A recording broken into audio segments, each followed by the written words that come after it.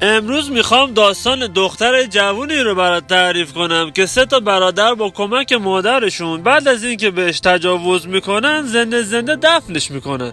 اما داستان همینجا تمام نمیشه و بعدش این دختر بر میگرده و اتفاقات عجیبی میفته. خیلی خوش اومدی جیگر من.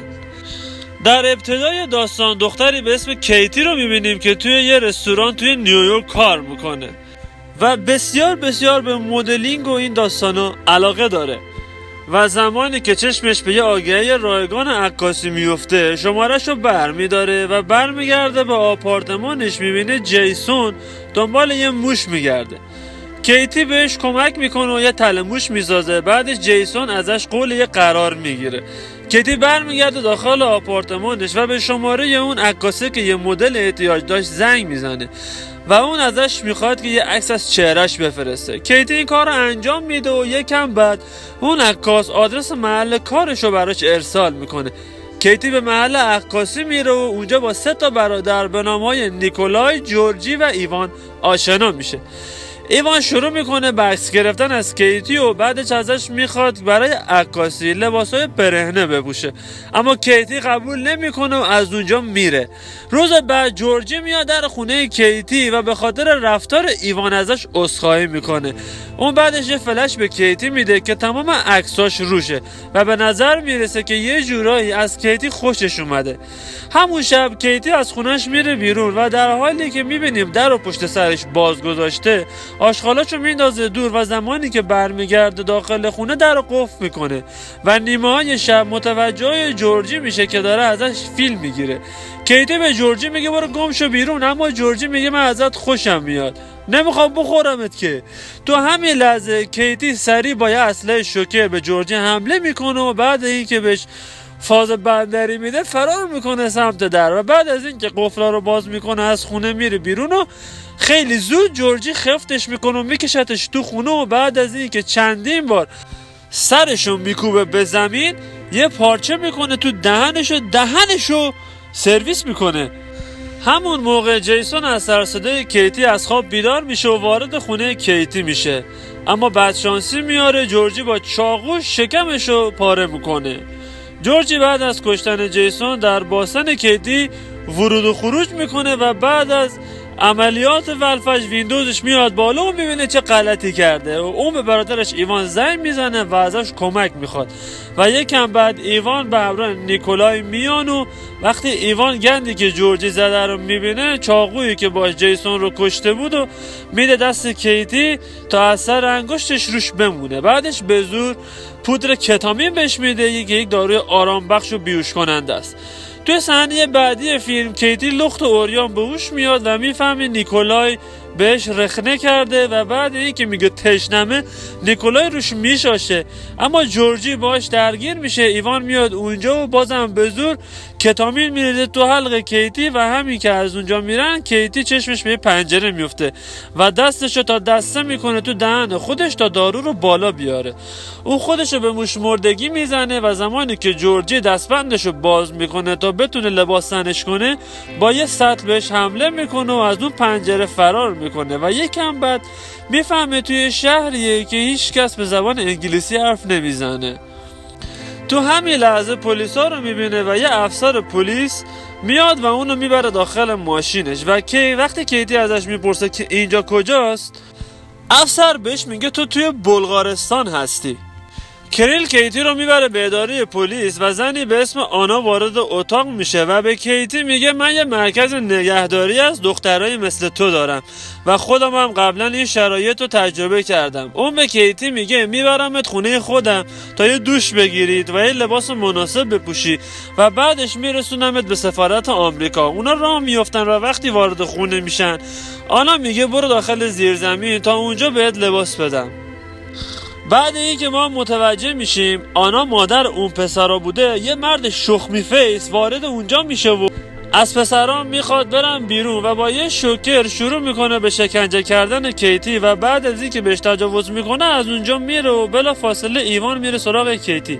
و وقتی کیتی یه چک میزنه تو گوش ایوان اون شروع میکنه به کتک زدنش و تو صحنه بعدی فیلم میبینیم که اونا کف زیرزمین براش قبل کردن و میندازنش توی جعبه و میخوان همراه صلیب گردنش و شوکر والکو رو دفن کنن. اونا کیتی رو دفن میکنن و اون زیر خاک از خدا کمک میخواد تا اینکه جعبه‌ای که کیتی داخلش بود سقوط میکنه توی سیستم فاضلاب بزرگ و اون موفق میشه اونجا یه لباس کهنه پیدا کنه و بعد از اینکه یه فندک پیدا میکنه یه پرنده رو میبینه و روی آتیش کبابش میکنه و بعدش یه در رو پیدا میکنه و بعد از اینکه واردش میشه به یه کلیسا میرسه و بعدش پدر گیمور رو میبینیم که متوجه میشه یه نفر از آشپزخونه کلیسا دزدی کرده و میفهمه اون آدم از مسیر فاضلاب وارد ساختمون کلیسا شده. چند روز میگذره و پدر گیمور مچ کیتی رو میگیره و بهش چند تا لباس و کنسرو و همراه یک کتاب مذهبی میده و کیتی هم اونا رو بر میداره و از اونجا میره. کیتی یه روز از اون فاضلاب خارج میشه و میره در سفارت آمریکا ولی وارد اونجا نمیشه و برمیگرده به کلیسا و پدر گیمور دوباره اونو میبینه و متوجه میشه که اون دنبال انتقام گرفتن از کسیه. روز بعد کیتی خانواده رو زیر نظر میگیره و وقتی میفهمه کسی داخل خونه نیست وارد خونه میشه و از کشوی آنا پول برمیداره. بعدش میبینیم که جورجی موقع خوردن یه قهوه متوجه صلیب گردن کیتی میشه و بعدش خودش رو میبینه و دنبالش راه میفته که وارد سیستم فاضلاب میشه و کیتی از پشت بهش حمله میکنه و بعد از این که دست و پاشو میبنده با یه چاقو شروع میکنه به زخمی کردنش و برای این که بدنش عفونت کنه از مواد فاسد شده توی کنسرو به زخمای اون میماله و ولش میکنه تا آروم آروم زجرکش بشه. اون بعدش میره سراغ نیکولای که توی یه دیسکو 2 تا دختر دارن میمالنش و یه نوشیدنی رو از روی میز بر میداره که قبلا کیتی داخلش کتامین ریخته، اونو سر میکشه و یکم بعد که حالش به هم میخوره میره توی دستشویی که بالا بیاره و همون لحظه کیتی سرشو میکنه تو انوگاه توالت و خفش میکنه کثافتو. خلاصه کیتی یه روز اون مرتیکه شخمی فیس والکو رو توی کلیسا میبینه و وقتی والکو متوجهش میشه دنبالش میره و یه کیتی با یه سنگ از پشت مادرشو به ازاش میشونه. کیتی بعدش والکو رو میبنده به یه تخت و با همون شوکری که اذیتش کرده بودن به معاملات این بنده خدا یک رقص بندری وارد میکنه و بعدش یه فنل لوله بازکن رو رد میکنه داخل حلقش تا دستگاهش رو روشن میکنه و بعدش به اون فنر برقم وصل میکنه تا قشنگ مادرش از دهنش بزنه بیرون. بعدش آنا رو میبینیم که برمیگرده خونه و متوجه میشه که اونجا به هم ریخته است و وقتی وارد زیر زمین میشه چشمش به گودال میفته و کیتی یه چک میزنه زیر گوشش و هلش میده توی گودال و بعدش آنا رو میذاره داخل همون جعبه‌ای که باهاش میخواستن دفنش کنن و آنا متوجه پسرش جورجی میشه و شروع میکنه به گریه کردن و همون موقع ما میفهمیم که پدر گیمور جریان کیتی رو برای افسرگیری تعریف میکنه و اون میفهمه اون دختر کیتیه چون قبلا به سفارت آمریکا تحویل داده نشده بود و پدر گیمور هم بهش راهو نشون میده تا پیداش کنه و بهش کمک کنه. بعدش همزمان ایوان رو میبینیم که دنبال آنا میگرده و اونم وارد فاضلاب میشه، اما بعد از اینکه جورجی رو میبینه کیتی از پشت مادرش رو به ازاش میشونه و اونو میبنده به یه تخت و خایه‌هاشو میذاره وسط یه دستگاه پرس. بعدش وقتی آنا از ایوان کمک میخواد ایوان میگه بهتره دهنتو ببندی آنا. کیتو میگه پوفیوز کسی با مادرش اینجوری صحبت میکنه. ایوان میگه اون که مادر من نیست، اون در اصل مادر جورجی و نیکولایه و تازه اونا هم نتیجه تجاوز پدرم به آنا بودن. خلاصه کیتی که میفهمه وضعیت خیلی خرطوخره میره سمت آنا و فریاد میزنه که چند نفر رو تا الان مثل من بدبخت کردی پوفیوز. اون بعدش برمیگرده سمت ایوان و تخمای ایوان رو پرس میکنه و جفتشون رو میترکونه. تو همون لحظه سرکله کریل پیدا میشه و از کیتی میخواد که آروم باشه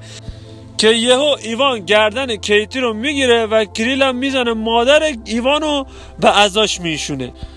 و بعدش میبینیم کیتی بعد از گرفتن انتقامش میره سمت سفارت آمریکا. این مدت داستان امروز ما جیگر طلا. خدا نگهدارت باشه.